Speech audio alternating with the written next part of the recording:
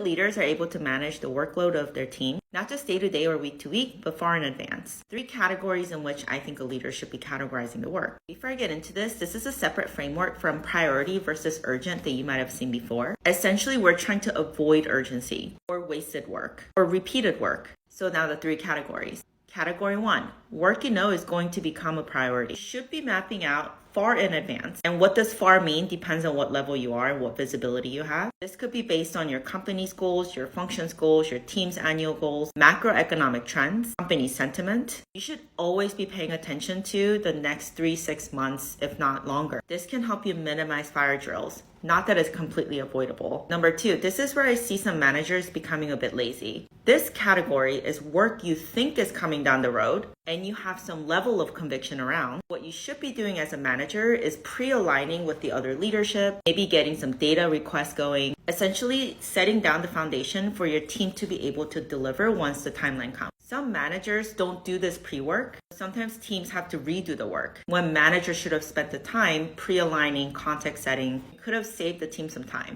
Third category is the laziest of all. This is when managers are completely guessing at what work needs to be done. They haven't built a degree of conviction around the work that needs to be done. They just ask the team to produce a bunch of stuff. Only once the work is done, the manager then figures out whether the work was needed or not. None of the work product might get used because they weren't needed to begin with. And it's absolutely demoralizing for the team. So if you're a manager, make sure you're looking far in advance. Don't be surprised. Build conviction around the work. Pre-work that you need to do. Don't have the team work a bunch of stuff that you don't even know if it's needed. At the same time, don't miss the opportunity to do some no regret moves to save you time later.